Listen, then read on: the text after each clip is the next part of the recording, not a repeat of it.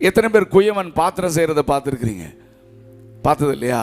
சரி, அந்த குயவன் வீட்டுக்கு போனோடனே நான் இப்படி தான் நான் யோசித்து பார்க்குறேன். குயவன் அங்கே இல்லை. தூரத்தில் இந்த மாதிரி வெயிலில் வழியில் இருந்த மண் எல்லாரும் இது வரைக்கும் காலில் மிதிச்சுட்டு போயிருந்தாங்க.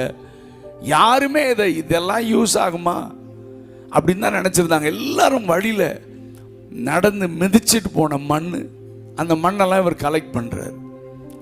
எரேமியாவுக்கு ரொம்ப ஆச்சரியமாக இருக்குது. எதுக்குடா இது வரைக்கும் யாருமே கண்டுக்கல, இவர் போய் இதை கலெக்ட் பண்ணிட்டு இருக்கிறாருன்னு கவனமாக வாட்ச் பண்ணால் அதை மூட்டையில் தூக்கி வேர்த்து வெறுவெறுத்து கொண்டு வந்து தன்னுடைய இடத்துல கொட்டுறாரு. அதில் ஏகப்பட்ட கல், ஏகப்பட்ட குப்பை, அதெல்லாம் க்ளீன் பண்ணி ஒரு ஜல்லடையில் வச்சு ஜலிச்சு, அப்போ இந்த மண்ணை போட்டு நடுவில் ஒரு குழி, அதில் தண்ணி ஊற்றி இப்போ மண்ணை பிசைகிறார். இப்போ தான் எரேமியாவுக்கு புரிஞ்சுது, ஓ மை காட், ஒருத்தனுக்கு கூட தோணலை இந்த மண்ணை பார்த்து. எல்லாரும் வழியில் மிதிச்சுட்டு போனான், இதெல்லாம் யூஸ் ஆகுமான்னு. அப்படி கேவலமாக இருந்த இந்த மண்ணை இந்த குயவன் பார்த்தப்போ மட்டும் எப்படி இந்த ஐடியா வந்துச்சு?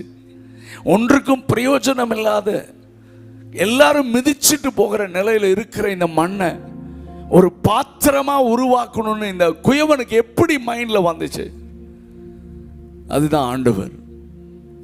நம்ம எல்லாருமே ஸ்கூலில் வந்து நம்மளை படிக்கலைன்னா நமக்கு மரியாதை கிடையாது. வீட்டில் தான் குறும்பு பண்ணோன்னா நம்மளை முத்திரை குத்திடுவான், உருப்படி இல்லாதவன். வா நீ பண்ணி மேய்ப்ப, கழுத மேய்ப்பு, இப்படிலாம் சர்வசாதாரணமாக அப்பா அம்மா பேசுவாங்க. ஸோ ஏதாவது தப்பு பண்ணிட்டோம் அவன் வெளி உலகத்துக்கு தெரிஞ்சிருச்சுன்னா எல்லாருமே நம்மளை அவங்க என்னமோ பரிசுத்தவான் மாதிரி, நீ மட்டும்தான் தப்பு பண்ணுற மாதிரி உன்னை பார்ப்பாங்க. உனக்கு ரொம்ப கஷ்டமாக இருக்கும். உன் வாழ்க்கையில் எல்லாருமே இவன் யூஸ்லெஸ், இவன் திருந்த மாட்டான், இவன் ஒன்றுக்கும் லாய்க்கே கிடையாதுன்னு முத்திரையே போட்டுருவாங்க.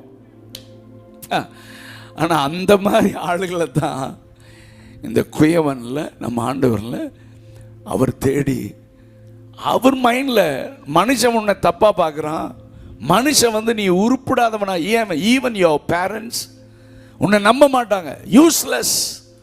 ஆனால் இவர் மட்டும் பார்க்கும்போது உன்னை இப்போ இருக்கிற யூஸ்லெஸ்ஸாக பார்க்கல, உன்னை அவர் உருவாக்குகிற பாத்திரமாக அவர் பார்த்தார்.